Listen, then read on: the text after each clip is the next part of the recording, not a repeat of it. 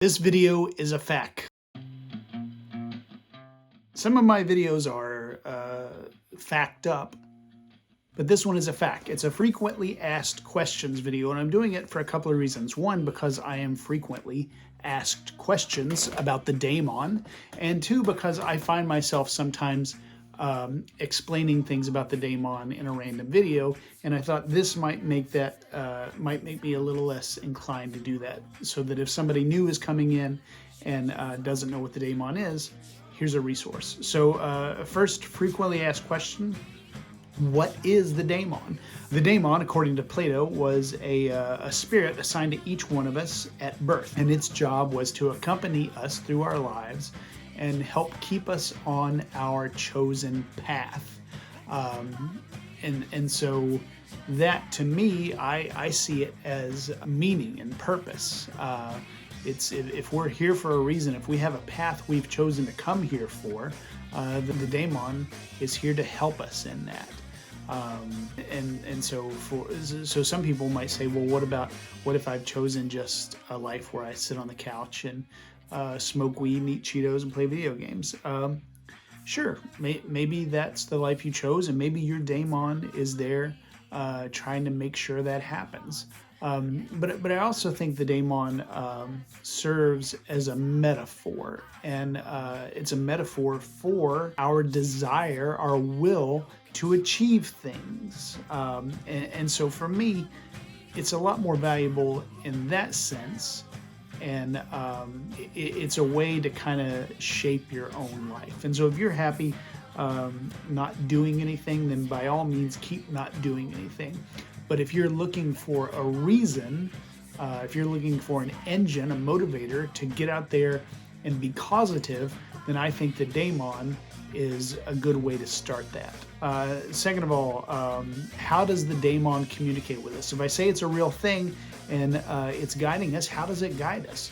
Various people throughout history have said that they hear the voice of their Daimon, like audibly. Like Socrates famously had a Daimon that spoke to him and told him not to do things.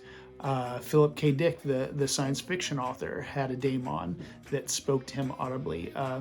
Joan of Arc, a lot of people have theorized that the voices she heard were the voices of her Daimon.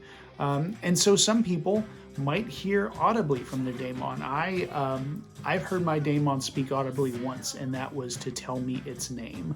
And since then, the way it communicates is through my interest and things that snag my attention, and the things I become passionate about, and the things that motivate me. I see those things as the voice of the Daimon. The Daimon might also communicate with you through your dreams, and that requires you to learn to interpret your dreams. Your dreams aren't going to be, in most cases, very literal and linear and easy to understand, but they're going to be communicating in a symbolic, metaphoric language.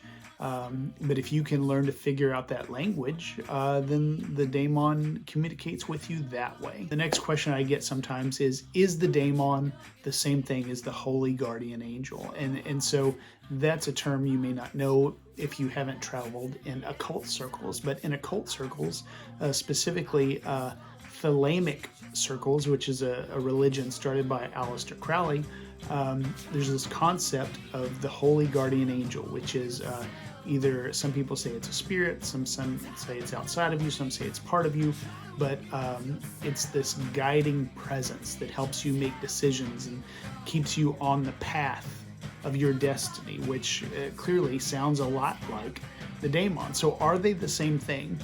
And I guess I'm kind of agnostic about it, and I'll say maybe, sure. If it's helpful to you to think of them as the same thing, then I think the outfits they wear are similar enough that I don't think you're going to get in trouble thinking of them as the same thing. And the fact that we kind of exist as a duality, like the me, the normal me, the ego me, and this guiding part, like that's a part of a lot of Western religions. You see that idea occurring a lot. And so whether you're looking at Nordic religion or Thelema, like I said, or Jewish religion or Sufism or Gnosticism, I think you'll see that idea of a guiding spirit recurring. And so I think it's pretty safe to put the name Daimon on all of those if you want to. Next question I get a lot is, do you pronounce it Daimon or Daimon? And as far as this channel is concerned, and you've probably heard me do both, I use both pronunciations.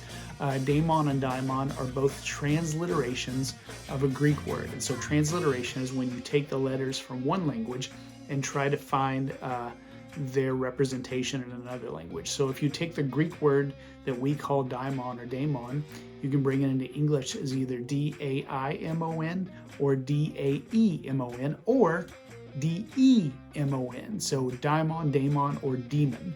I very rarely use demon because it has a lot of baggage in Western culture because of Christianity.